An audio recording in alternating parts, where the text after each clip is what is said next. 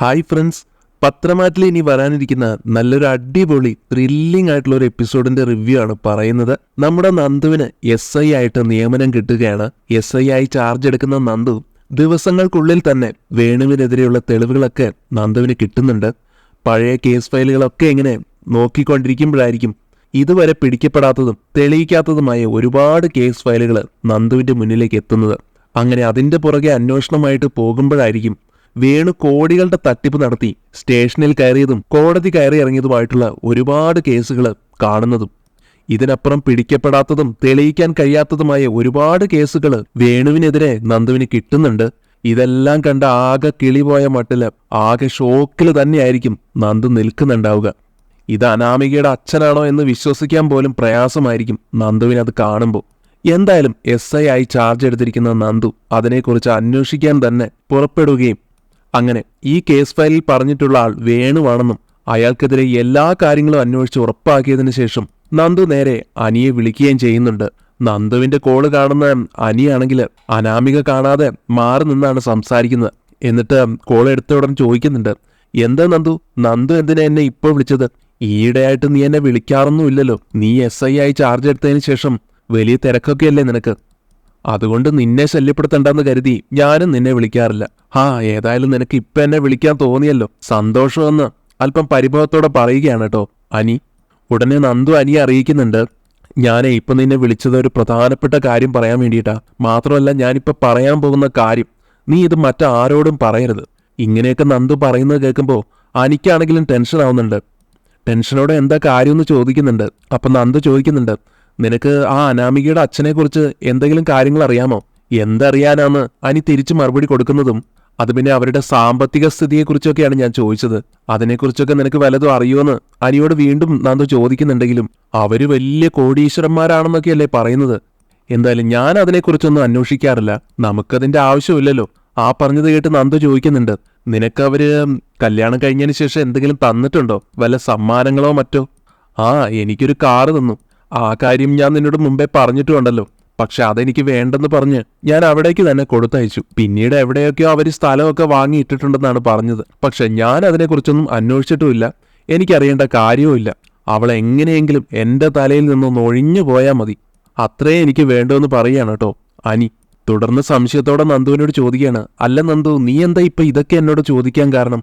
നന്ദു ആണെങ്കിൽ പറയുന്നുണ്ട്, അനി എനിക്ക് നിന്നെക്കുറിച്ചോർത്ത് ഒരുപാട് സങ്കടം തോന്നുക. ഇപ്പോ ഇതുപോലെ ഒരു ഫ്രോഡ് കുടുംബത്തിൽ നിന്നാണല്ലോ നീ വിവാഹം കഴിച്ചതെന്ന് ഓർക്കുമ്പോൾ എനിക്കപ്പോഴും കാര്യം മനസ്സിലാകുന്നില്ല. എന്തൊക്കെയാ നന്ദു നീ അവിടെ ഇവിടെയും തൊടാത്ത രീതിയിലൊക്കെ പറയുന്നു? നിനക്ക് എന്തെങ്കിലും എന്നോട് പറയാനുണ്ടെങ്കിൽ അത് നേരിട്ട് പറയാലോ. എനിക്കാണെങ്കിൽ നിന്റെ ഇങ്ങനെയുള്ള സംസാരമൊക്കെ കേട്ടിട്ട് ആകെ ടെൻഷൻ ആവുന്നുണ്ട്. നീ എന്താണെങ്കിലും എന്നോട് തുറന്നു പറ. നന്ദു ആണെങ്കിലും മടിച്ചു പഠിച്ചുകൊണ്ട് പറയാണ്, അത് പിന്നെ അനി, നിന്റെ അടുത്ത് ഇക്കാര്യം എങ്ങനെ പറയുമെന്ന് ഓർത്ത് എനിക്ക് വല്ലാത്ത വിഷമമുണ്ട്. നിന്റെ ആ അമ്മായി അച്ഛനുണ്ടല്ലോ, അതായത് അനാമികയുടെ അച്ഛൻ, അയാളെ ഒരു മഹാ ഫ്രോഡാണ്. കോടികളുടെ തട്ടിപ്പാണ് അയാൾ കുറച്ചു കാലങ്ങളായിട്ട് നടത്തി വരുന്നത്. ഞാനിവിടെ കേസ് ഫയലുകളൊക്കെ നോക്കിക്കൊണ്ടിരുന്നപ്പോഴാണ് അയാൾക്കെതിരെയുള്ള ഒരു ഫയൽ കിട്ടിയത്. ഒരുപാട് തവണ കോടതിയിലും ജയിലിലും ഒക്കെ കയറി ഇറങ്ങിയിട്ടുണ്ട് അയാൾ. നിനക്ക് ഇതിനെപ്പറ്റിയൊക്കെ വല്ല സൂചനയും കിട്ടിയിരുന്നോ എന്ന് നന്ദു ചോദിക്കുമ്പോൾ ഇതെല്ലാം സത്യമാണോ എന്ന് വരെ ചോദിച്ചു പോവുകയാണ് അനി. അതെ അനി, ഇതെല്ലാം ആദ്യം കണ്ടപ്പോൾ എനിക്കും ഒരു ഷോക്കായിരുന്നു. നിനക്കും ഇത് വിശ്വസിക്കാൻ കഴിയുന്നില്ലല്ലേ? എന്നാലേ ഇതാണ് സത്യം. നീ അറിയാത്ത പല കാര്യങ്ങളും അയാളുടെ കുടുംബത്തിലുണ്ട്. പിന്നെ എനിക്കിത് നിന്നെ വിളിച്ചു പറയേണ്ട ആവശ്യമൊന്നുമില്ല, കാരണം നാളെ തന്നെ അവരെ അറസ്റ്റ് ചെയ്യാനാണ് എന്റെ തീരുമാനം. അതിനു മുമ്പേ നിന്നോട് കാര്യങ്ങളെല്ലാം പറയണമെന്ന് എനിക്ക് തോന്നി. അതിനുവേണ്ടി മാത്രമാണ് ഞാൻ നിന്നെ ഇപ്പോൾ വിളിച്ചത്. അനിയാണെങ്കിൽ ഇതെല്ലാം കേട്ട് ആകെ സ്തബ്ധനായി നിൽക്കുകയാണ്. എന്നിട്ട് നന്ദുവിനോടായിട്ട് പറയുന്നുണ്ട്, എത്രയൊക്കെ ദ്രോഹം ചെയ്താലും അവളുടെ അച്ഛൻ ഇങ്ങനെ ഒരാളായിരിക്കുമെന്ന് ഞാൻ ഒരിക്കലും പ്രതീക്ഷിച്ചിരുന്നില്ല നന്ദു. ഇങ്ങനെ തട്ടിപ്പും വെട്ടിപ്പും ഒക്കെ നടത്തുന്ന ആളാണെങ്കിൽ അയാൾ എങ്ങനെയാ എനിക്ക് കാറൊക്കെ സമ്മാനമായി തന്നത്? അതുപോലെ തന്നെ കോടികളുടെ സ്വത്തുക്കൾ ഉണ്ടെന്ന് പറയുന്നതും പുതുതായിട്ട് സ്ഥലം വാങ്ങിയെന്നൊക്കെ പറഞ്ഞ് അത് കാണിച്ചു തരുന്നതൊക്കെ എങ്ങനെയാണെന്ന് അനി ചോദിക്കുമ്പോൾ അതൊക്കെയാണ് അയാളുടെ കള്ളത്തരങ്ങളെന്ന് മറുപടി കൊടുക്കുന്നുണ്ട് നന്ദു. എല്ലാ കാര്യങ്ങളും ഞാൻ ഡീറ്റെയിൽഡ് ആയിട്ട് അന്വേഷിച്ചിട്ടാണ് ഇപ്പോൾ നിന്നെ വിളിക്കുന്നത്. നാളെ എന്തായാലും അറസ്റ്റ് ഉണ്ടാകും. നീ തൽക്കാലം ഇക്കാര്യം ആരോടും പറയണ്ട എന്ന് നന്ദു പ്രത്യേകം ഓർമ്മിപ്പിക്കുമ്പോൾ ഇല്ലെന്ന് സമ്മതിക്കുന്നുണ്ട് അനിയും. അതോടൊപ്പം നന്ദു പറയുന്നുണ്ട്, അന്ന് ആ പാലിൽ വിഷം കലർത്തിയില്ലേ, പിന്നെ മാലമോഷണ കേസ്, ഇതെല്ലാം ഇതിൻ്റെ കൂടെ ഞാൻ അന്വേഷിക്കുന്നുണ്ട്. മുത്തശ്ശനോ ആദർശേട്ടനോ കംപ്ലൈന്റ് തന്നിട്ടില്ലെങ്കിൽ പോലും എന്റേതായിട്ടുള്ള രീതിയിൽ ഞാനൊന്ന് അന്വേഷിക്കാൻ പോവുകയാണ്. എനിക്ക് ഉറപ്പുണ്ട് അതും ഇവര് തന്നെയായിരിക്കും ചെയ്തിട്ടുണ്ടാവുക. ഇതെല്ലാം കേൾക്കുന്ന അനിയും പറയുന്നുണ്ട്, അങ്ങനെയാണെങ്കിലേ ഇക്കാര്യത്തിൽ നീ ഒരു കാരണയും കാണിക്കരുത് നന്ദു.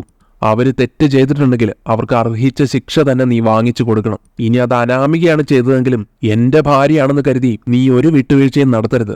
എന്നാൽ ശരി അനി, ഞാൻ പിന്നെ വിളിക്കാമെന്ന് പറഞ്ഞുകൊണ്ട് നന്ദു ഫോൺ കട്ട് ചെയ്യുകയും ചെയ്യുന്നു. അതിനുശേഷം അനി വളരെ വിഷമത്തിലായിരിക്കും കേട്ടോ. തനിക്ക് പറ്റിയ ചതിയോർത്ത് സങ്കടവും ദേഷ്യവും എല്ലാം കൂടി കലർന്ന ഒരവസ്ഥയിലായിരിക്കും അനി. എന്നാൽ ഇതേ സമയം അനി ഫോണിലൂടെ സംസാരിച്ചത് മുഴുവൻ നമ്മുടെ ദേവയാനി കേൾക്കുന്നുണ്ടായിരുന്നു. ഇതെല്ലാം കേൾക്കുന്ന ദേവയാനിക്കും ഒത്തിരി സങ്കടാവുന്നുണ്ട്. ഇങ്ങനെ ഒരു കുടുംബത്തിൽ നിന്നാണല്ലോ ഈ അനന്തപുരിയിലേക്ക് ഒരു പെൺകുട്ടി കയറി വന്നത് എന്നോർത്തിട്ട്. അച്ഛനും അമ്മയും മകളും എന്തൊക്കെ കള്ളങ്ങളാണ് ഇവിടെ വന്ന് പറഞ്ഞു കൂട്ടിയിരിക്കുന്നത്. അനിയുടെ സംസാരത്തിൽ നിന്നും നന്ദു വേണുവിനെ അറസ്റ്റ് ചെയ്യാൻ പോവുകയാണെന്നാ എനിക്ക് തോന്നുന്നത്. ഇങ്ങനെയൊക്കെ മനസ്സിൽ ചിന്തിക്കുന്നുണ്ട് ദേവയാനി. പിന്നീട് കാണിക്കുന്നത് നയനിയും ആദർശും പുറത്തു പോയിട്ട് വരികയാണ്. ഈ സമയത്ത് ആദർശ് വീണ്ടും ദേവയാനിക്ക് ഒരു സാരി കൊണ്ടുവന്ന് കൊടുക്കുന്നുണ്ട്. എന്താ ഏട്ടത്തി, സാരിയോ? ഏട്ടത്തിക്ക് ഈ അടുത്തല്ലേ ആദർശ് ഒരു പുതിയ സാരി മേടിച്ചുകൊണ്ട് വന്നത്? ഇത് ഏട്ടത്തി എനിക്ക് വേണ്ടിയെങ്ങാനും ഇനി വാങ്ങിയതാണോ എന്നെല്ലാം ജാനകി ചോദിക്കുന്നത് കേട്ട്, നീ എന്താ ജാനകി ഈ പറയുന്നത്? നിനക്ക് വേണ്ടി ഞാൻ സാരി വാങ്ങിക്കാനോ? ഇതേ എനിക്കെന്റെ നയനമോള് ഗിഫ്റ്റ് തന്നതാ. അവള് തന്നെ ഡിസൈൻ ചെയ്തതാണ് ഈ സാരി. എങ്ങനെയുണ്ട്? നല്ലതല്ലേ? പിന്നെ ഇതിലുള്ള വർക്കുകളെല്ലാം ഗോൾഡൻ വർക്കുകളാ. ഏതാണ്ട് 3 ലക്ഷം രൂപ വില വരും ഈ സാരിക്ക്. ഇതെന്റെ വെഡിങ് ആനിവേഴ്സറിക്ക് വേണ്ടി എനിക്ക് ഉടുക്കാനുള്ളതാ. അത് ഞാൻ മോളുടെ അടുത്ത് പറഞ്ഞിരുന്നു. അതുകൊണ്ടാണ് അവൾ എനിക്ക് വേണ്ടി ഒരു സാരി ഡിസൈൻ ചെയ്തു തന്നത്. എന്നാൽ നയനമോൾ അത് ഇത്രയും വേഗം ചെയ്തു തരുമെന്ന് ഞാൻ ഒരിക്കലും പ്രതീക്ഷിച്ചിരുന്നില്ല കേട്ടോ. എന്തായാലും നയനയുടെ ഈ കഴിവ് പറയാതിരിക്കാൻ പറ്റില്ല. നല്ല ഭംഗിയുണ്ട് ഈ സാരി, എനിക്ക് ഒത്തിരി ഇഷ്ടപ്പെട്ടെന്നൊക്കെ ദേവയാനി സന്തോഷം കൊണ്ട് പറയുമ്പോൾ ജാനകിക്ക് ഇതൊന്നും അത്ര ഇഷ്ടപ്പെടുന്നില്ല. കാരണം നയനയെ പ്രശംസിച്ചുകൊണ്ട് പറയുകയാണല്ലോ ചെയ്യുന്നത്. അതുകൊണ്ട് തന്നെ ജാനകി പറയുന്നുണ്ട്, ഓ ഇത് അത്രയ്ക്കൊന്നുമില്ല. ഏട്ടത്തിയുടെ സംസാരം കേട്ടാത്തൊന്നും ഇത് അവളുടെ പൈസ കൊണ്ട് അവൾ ഉണ്ടാക്കിയതാണെന്ന്. എല്ലാ അനന്തപുരിയിലെ പണമല്ലേ, അല്ലാതെ അവളുടെ വീട്ടിൽ നിന്ന് അവള് കൊണ്ടുവന്ന ഒന്നും അല്ലല്ലോ. ദേവയാനി തിരിച്ച് നല്ല മറുപടി കൊടുക്കുന്നുണ്ട്. എന്റെ മോളെ ജോലി ചെയ്ത് തന്നെയാണ് സമ്പാദിക്കുന്നത്. ഓഫീസിലിരുന്ന് ഡിസൈൻസ് എല്ലാം അവൾ വരച്ച് ആദർശിന്റെ കയ്യിൽ ഏൽപ്പിക്കുന്നുണ്ട്. അച്ഛൻ അവൾക്കായിട്ട് ശമ്പളവും കൊടുക്കുന്നുണ്ട്. ഇതുകൊണ്ടും ജാനകി അടങ്ങുന്നില്ല. ഓ ഏട്ടത്തിയുടെ മരുമകള് ഏട്ടത്തിക്ക് 3 ലക്ഷം രൂപയുടെ സാരിയല്ലേ വാങ്ങിച്ചു തന്നത്? അങ്ങനെയാണെങ്കിലേ എന്റെ മരുമകളുടെ പേരിൽ കോടികളുടെ സ്വത്താണുള്ളത്. അവൾക്ക് വേണമെങ്കിൽ എനിക്ക് 10-15 ലക്ഷം രൂപയുടെ സാരി വരെ വാങ്ങിച്ചു തരാനുള്ള കഴിവുണ്ട്. അതിനെന്റെ അനാമികമോൾക്ക് ഇവിടുത്തെ സ്വത്തിൽ കൈയിട്ട് വാരിയിട്ട് വേണ്ട. ഏട്ടത്തിയുടെ സംസാരം കേട്ടാൽ തോന്നും ഏട്ടത്തിയുടെ മരുമകള് അവള് മാത്രമാണ് ഇങ്ങനെയൊക്കെ ചെയ്യുന്നതെന്ന്. ജാനകിയുടെ ഈ വീമ്പ് പറച്ചിലൊക്കെ കേൾക്കുമ്പോൾ ദേവയാനിക്ക് ശരിക്കും ദേഷ്യം വരുന്നുണ്ട്. അവസാനം പറയുന്നുണ്ട്, ജാനകി ഞാൻ നിന്നോട് തർക്കിക്കാനില്ല. പിന്നെ നിന്റെ മരുമകളുടെ സ്വത്തിന്റെ കാര്യമൊന്നും എന്റെ അടുത്ത് പറയാൻ വരണ്ട. അവർക്കുള്ള കോടിക്കണക്കിന് സ്വത്തിന്റെ കഥയൊക്കെ അധികം വൈകാതെ തന്നെ ഇവിടെ എല്ലാവരും അറിയും എന്നിങ്ങനെ മുനവച്ച് പറയുന്നുമുണ്ട്. അങ്ങനെ ദേവയാനിയും ജാനകി അവിടെ സംസാരിച്ച് നിൽക്കുമ്പോഴായിരിക്കും വേണുവും രേവതിയും കൂടെ അവിടേക്ക് വരുന്നത്. അവരെ കാണുന്നതും അനാമിക അങ്ങോട്ട് ഓടി ചെല്ലുന്നുണ്ട്. ജാനകി അവരെ കാണുന്നതും, ആ ഇതാര്? അനാമികയുടെ അച്ഛനോ അമ്മയോ? നിങ്ങൾ ഇരിക്കുക കേട്ടോ, ഞാൻ കുടിക്കാൻ എന്തെങ്കിലും എടുക്കാം എന്ന് പറഞ്ഞ് അടുക്കളയിലോട്ട് പോകുന്നുണ്ട്. ദേവയാനിയാണെങ്കിൽ അവരെ കണ്ടിട്ടും വലിയ മൈൻഡ് ഒന്നും കൊടുക്കുന്നില്ല. കാര്യങ്ങളൊക്കെ ഏറെക്കുറെ ദേവയാനി അറിഞ്ഞു കഴിഞ്ഞല്ലോ. അതുകൊണ്ട് തന്നെ മനസ്സിൽ മുഴുവൻ വെറുപ്പായിരിക്കും ഇവരോട് തോന്നുന്നത്. എന്നാൽ ദേവയാനിയുടെ കയ്യിലിരിക്കുന്ന ആ സാരി ശ്രദ്ധിക്കുന്ന രേവതി അനാമികയോടായിട്ട് ചോദിക്കുന്നുണ്ട്, മോളുടെ വല്യമ്മയുടെ കയ്യിൽ എന്താ ഒരു സാരി? മോൾക്കുള്ളതാണോ? അപ്പോൾ അനാമിക പറയും, ഏയ് അല്ല അമ്മ, അത് നയന വല്യമ്മയ്ക്ക് വേണ്ടി കൊടുത്ത ഒരു സാരിയാണ്. വല്യമ്മയുടെ വെഡിങ് ആനിവേഴ്സറി ഉടനെ വരാൻ പോവുകയാണല്ലോ, അതിനുവേണ്ടി അവള് ഗിഫ്റ്റ് ചെയ്തതാണെന്നൊക്കെ പുച്ഛത്തോടെ പറഞ്ഞു കൊടുക്കുന്നുണ്ട് അനാമിക. അത് കേൾക്കുന്ന രേവതിയാണെങ്കിലും കഞ്ഞി കുടിക്കാൻ പോലും ഗതിയില്ലാത്ത വീട്ടിൽ നിന്നും വന്നവൾക്ക് അനന്തപുരിയിലെ നിലയ്ക്കും വിലയ്ക്കും അനുസരിച്ച് ഒരു സാരി ഗിഫ്റ്റ് കൊടുക്കാനുള്ള പൈസയൊക്കെ കയ്യിലായോ? രേവതിയുടെ ഈ പരിഹാസം എല്ലാം കേട്ടിട്ട് ദേവയാനിക്ക് നല്ല ദേഷ്യം വരുന്നുണ്ട്. എന്നിട്ട് അവരുടെ അരികിലേക്ക് ചെന്നിട്ട് പറയാണ്, അനാമികയുടെ അച്ഛനോ അമ്മയോ ആണെന്നുള്ള ഒരൊറ്റ പരിഗണന ഉള്ളതുകൊണ്ട് മാത്രമാണ് ഞാൻ നിങ്ങളിപ്പോൾ പറഞ്ഞതിന് മറുപടി ഒന്നും തരാത്തത്. കോടികളുടെ സ്വത്തുണ്ടെന്നും പറഞ്ഞ് വെറുതെ വീമ്പ് പറഞ്ഞിട്ടൊന്നും കാര്യമില്ല. അതൊക്കെ പുറത്ത് കാണിക്കാനും പഠിക്കണം. മോൾക്കെന്തോ കോടികളുടെ വീടൊക്കെ എടുക്കുന്നുണ്ടെന്ന് മുമ്പ് പറഞ്ഞിരുന്നല്ലോ, എന്നിട്ട് അതിൻ്റെ ഒരു കാര്യങ്ങളും പിന്നീട് കേട്ടില്ലല്ലോ എന്നൊക്കെ ദേവയാനി അങ്ങനെ തുറന്നു തന്നെ പറയുമ്പോൾ വേണുവും രേവതി അനാമികയും ശരിക്കും നിന്ന് വേർക്കുന്നുണ്ട്. എങ്കിലും പാടുപെട്ട ഒരു കള്ളം തട്ടിവിടുകയാണ് രേവതി. അത് പിന്നെ ദേവേച്ചി അതിൻ്റെ പണിയൊക്കെ തുടങ്ങാനിരിക്കുന്നേ ഉള്ളൂ. കുറച്ച് കാര്യങ്ങളൊക്കെ ഇനിയും ശരിയാവാനുണ്ട്.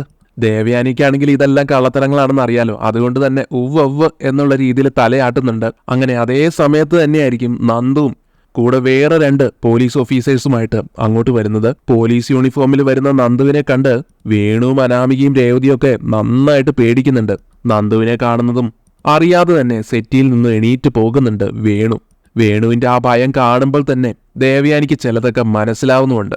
ഇന്നലെ അനി നന്ദുവിനോട് ഫോണിൽ സംസാരിച്ചതും നന്ദു ഇപ്പോൾ ഇങ്ങോട്ട് വന്നിരിക്കുന്നതും തമ്മിൽ എന്തോ ഒരു ബന്ധമുണ്ടെന്ന് മനസ്സിലാക്കുകയാണ് ദേവയാനി. നന്ദുവിനെ കാണുന്നതും നയനെ അങ്ങോട്ട് വന്ന് ചോദിക്കുന്നുണ്ട്, അല്ല മോളെന്താ യൂണിഫോമിൽ ഇവിടേക്ക്, എന്താ കാര്യം? അത് പിന്നെ ചേച്ചി, ഞാൻ എൻ്റെ ഒഫീഷ്യൽ ആവശ്യത്തിന് വേണ്ടി ഇങ്ങോട്ട് വന്നതാ. എനിക്ക് ഇവിടെ നിന്ന് ഒരാളെ അറസ്റ്റ് ചെയ്യാനുണ്ട്.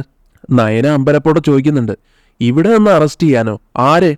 എന്തൊക്കെയാ മോളെ നീ പറയുന്നതെന്ന് ചോദിക്കുമ്പോൾ, അതെ ചേച്ചി, കോടികളുടെ തട്ടിപ്പ് നടത്തിയ ഒരു പിടികിട്ടാ പുള്ളി ഇവിടെ ഉണ്ട്. ആളെ അറസ്റ്റ് ചെയ്യാനാണ് ഞാനിപ്പോൾ വന്നത്. ഇത് കേൾക്കുന്നതും വേണുവും രേവതി അനാമികയും ഒക്കെ പേടിയോടെ പരസ്പരം ഇങ്ങനെ നോക്കുന്നുണ്ട്. തൊട്ടടുത്ത നിമിഷം നന്ദു വേണുവിന്റെ അരികിൽ ചെന്ന് നിന്നിട്ട്, ദേ ഈ മഹാനെയാണ് ഞാൻ അറസ്റ്റ് ചെയ്യാൻ പോകുന്നത്. അനാമികയുടെ അച്ഛൻ വേണുവിനെ അറസ്റ്റ് ചെയ്യാനാണ് ഞാനിപ്പോൾ ഇങ്ങോട്ട് വന്നത്. ഇത് കേട്ട് നയന ഉൾപ്പെടെ വേണുവും രേവതിയും അനാമികയും ഒക്കെ ഞെട്ടിത്തരിക്കുന്നുണ്ട്. ഇത് കേട്ടുകൊണ്ട് അവർക്കുള്ള ജ്യൂസുമായിട്ട് ജാനകി വരുമ്പോൾ ജാനകി നന്ദുവിനോട് ചൂടായിക്കൊണ്ട് പറയുന്നുണ്ട്, ദേ നീ ഇപ്പോൾ വലിയ പോലീസ് ഓഫീസറായി എന്നൊന്നും ഞാൻ നോക്കില്ല. എൻ്റെ മോളോടുള്ള ദേഷ്യം അവളുടെ അച്ഛനോട് തീർത്തേക്കരുത്. ഇല്ലാത്ത കേസുണ്ടാക്കി ഇവിടെ വന്നങ്ങ് അറസ്റ്റ് ചെയ്ത് കൊണ്ടുപോകാനൊന്നും പറ്റില്ല. നീ എന്ത് വിചാരിച്ചു, വെള്ളരിക്ക പട്ടണോ? ഇവിടെ ചോദിക്കാനും പറയാനും ഒന്നും ആരുമില്ലെന്നോ നന്ദു പറഞ്ഞു കൊടുക്കുന്നുണ്ട്. അനിയുടെ അമ്മേ, ഇല്ലാത്ത കേസൊന്നുമല്ല. എല്ലാ കാര്യങ്ങളും തെളിവ് സഹിതം വ്യക്തമായിട്ടാണ് ഞാൻ ഇവിടേക്ക് വന്നിരിക്കുന്നത്. മുകളിൽ നിന്നുള്ള ഉത്തരവുണ്ട്. അതുകൊണ്ട് എനിക്കിപ്പോൾ ഇയാളെ അറസ്റ്റ് ചെയ്തേ പറ്റൂ എന്ന് പറഞ്ഞ് നന്ദു കോൺസ്റ്റബിളിനെ വിളിക്കുന്നുണ്ട്. വേണുവിന് വിലങ്ങിടാൻ കോൺസ്റ്റബിൾ ചെല്ലുന്ന സമയത്ത് വേണു അപ്പോഴും വലിയ ധൈര്യത്തില്, എന്നെ അങ്ങനെ അറസ്റ്റ് ചെയ്യാനൊന്നും പറ്റില്ല, ഈ നിൽക്കുന്നവളെ വെറുതെ കള്ളം പറയുക, ഞാനൊരു തെറ്റും ചെയ്തിട്ടില്ല എന്നൊക്കെ നന്ദുവിനെ കുറ്റപ്പെടുത്തി സംസാരിക്കുമ്പോൾ നന്ദു തിരിച്ചു പറയുന്നുണ്ട്, ദേ അവള് ഇവള് എന്നൊന്നും എന്നെ ഇപ്പോൾ വിളിക്കാൻ പറ്റില്ല.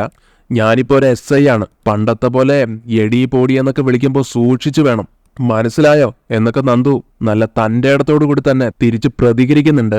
വേണു വീണ്ടും താൻ തെറ്റുകാരനൊന്നും അല്ലെന്നും നന്ദുവിന് അനാമികയോടുള്ള ദേഷ്യം കൊണ്ട് തന്നെ വെറുതെ അറസ്റ്റ് ചെയ്തുകൊണ്ട് പോവാണെന്നൊക്കെ സമർത്ഥിച്ചു നിൽക്കുമ്പോൾ, താൻ തെറ്റ് ചെയ്തോ ഇല്ലേ എന്നൊക്കെ ഞങ്ങൾ തീരുമാനിച്ചോളാം. കുറേയൊക്കെ ഞങ്ങൾ കണ്ടെത്തിയിട്ടുണ്ട്. ഇനി ബാക്കിയൊക്കെ നിങ്ങൾ സ്റ്റേഷനിൽ വന്നിട്ട് നമുക്ക് പറയാം. അതുകൊണ്ട് മിണ്ടാതെ ഞങ്ങളുടെ കൂടെ വരാൻ നോക്ക് എന്നും പറഞ്ഞുകൊണ്ട് വേണുവിനെ അറസ്റ്റ് ചെയ്തുകൊണ്ട് പോവുകയാണ് കേട്ടോ നന്ദു. ദേവയാനിക്കാണെങ്കിൽ ഈ കാഴ്ച കാണുമ്പോൾ വളരെയധികം സന്തോഷമാവുന്നുണ്ട്. അനാമിക മുൻപോട്ട് വന്നിട്ട് നന്ദുവിനോടായിട്ട് പറയുന്നുണ്ട്, നന്ദു നീ എൻ്റെ അച്ഛനെ വെറുതെ വിടണം. എന്നോടുള്ള ദേഷ്യം വെറുതെ എൻ്റെ അച്ഛനോട് തീർക്കരുത്. അച്ഛനെ അറസ്റ്റ് ചെയ്യരുതെന്നും അച്ഛനൊരു പാവമാണെന്നും അനാമിക പറയുന്നത് കേൾക്കുമ്പോൾ നന്ദു ചോദിക്കുന്നുണ്ട്, അനാമികെ, ദേഷ്യം തീർക്കാനാണെങ്കിൽ ഞാനും നീയും തമ്മിൽ ഇപ്പോൾ ഒരു പ്രശ്നമില്ലല്ലോ. ഞാനേ ഇപ്പോൾ എൻ്റെ ഡ്യൂട്ടിയാണ് ചെയ്യുന്നത്, അതിന് നീ തടസ്സം നിൽക്കരുത്. ശേഷം അനാമികയോട് മാറാൻ പറഞ്ഞ് അനാമികയെ തള്ളി മാറ്റിക്കൊണ്ട് വേണുവിനെ അറസ്റ്റ് ചെയ്തുകൊണ്ട് പോകുക തന്നെയാണ് നന്ദു ചെയ്യുന്നത്. അങ്ങനെ സ്റ്റേഷനിൽ കൊണ്ടുവന്നിട്ട് വേണുവിനെ ചോദ്യം ചെയ്യുന്ന സമയത്ത് വേണു ആദ്യം ഒന്നും കുറ്റം സമ്മതിക്കുന്നില്ല. അതുകൊണ്ട് തന്നെ നന്ദുവിന് അയാളെ നന്നായിട്ട് കൈകാര്യം ചെയ്യേണ്ടി വരുന്നുണ്ട്. നല്ല അടി കൊടുക്കുന്നുണ്ട് തലങ്ങും വിലങ്ങുമായിട്ട്. അങ്ങനെ നന്ദുവിന്റെ കൈക്കരുത്തിന് മുൻപിൽ പിടിച്ചു നിൽക്കാനാവാതെ എല്ലാ കുറ്റങ്ങളും സമ്മതിച്ചു പോകുന്നുണ്ട് വേണു. അതോടുകൂടി അനന്തപുരിയിലുള്ള എല്ലാവർക്കും മനസ്സിലാവുകയാണ് അനാമികയും അനാമികയുടെ വീട്ടുകാരും തനി ഫ്രോഡുകളാണെന്നും തങ്ങൾക്ക് സംഭവിച്ച ഏറ്റവും വലിയൊരു തെറ്റ് തന്നെയാണ് അനാമികയെ മരുമകളായിട്ട് ഈ വീട്ടിലേക്ക് കൊണ്ടുവന്നതെന്നും. അങ്ങനെ ഒടുവിൽ ജാനകി തന്നെ ഒരു പ്രായശ്ചിത്തമെന്നോണം അനാമികയെ ആ വീട്ടിൽ നിന്നും അടിച്ചിറക്കി നന്ദുവിനെ കണ്ട് നന്ദുവിനോട് ചെയ്ത തെറ്റുകൾക്ക് എല്ലാത്തിനും മാപ്പ് പറയുകയും നന്ദുവിനെ അനിയെ കൊണ്ട് കല്യാണം കഴിപ്പിക്കാൻ ആഗ്രഹം പ്രകടിപ്പിക്കുകയും ചെയ്യുന്നു. അങ്ങനെ അനിയും നന്ദുവും വീണ്ടും ഒന്നാവുകയാണ് ചെയ്യുന്നത്.